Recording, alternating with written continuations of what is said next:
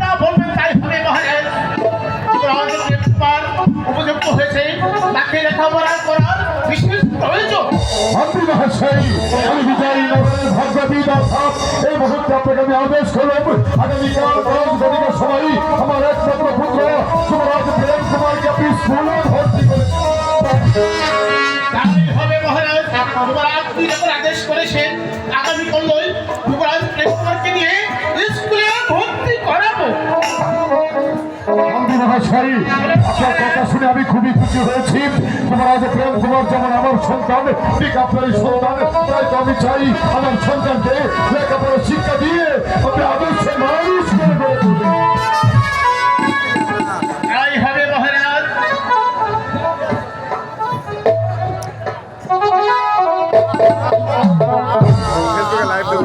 মন্ত্রীবার, আমি যা ভাবছি না কি করবো, তাই তো আমি ভাবছি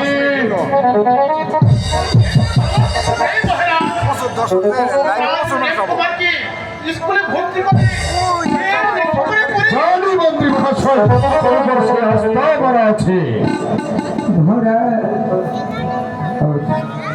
হ্যালো, লাইব্রেরি কোথায় হ্যালো মহারাজ, বুঝে না তো বললে তুমি আপনি আমাদের রাজ্যে এক করে অমানন্ত। মহারাজ, আমার রাজ্যের সাধারণ এক প্রজা, তোমার নাম রমানন্দ। আমি জানতে চাই রমানন্দ, এই অসময়ে তুমি রাজ দরবারে কেন? আমি এসেছি আপনার দরবারে একটা চাকরির ব্যবস্থা করতে। আমার এই দরবারে এসে তো তোমাকে কি চাকরির ব্যবস্থা করে দিতে, কিন্তু আমি ভাবতে পারছি না এই বৃদ্ধ বয়সে কি চাকরি তুমি করতে পারবে। মহারাজ, আপনার ওই বাগান বাড়িতে আমার একটা চাকরি দিন মহারাজ। আর কি সময় যে বলতে বসেছে মহারাজ।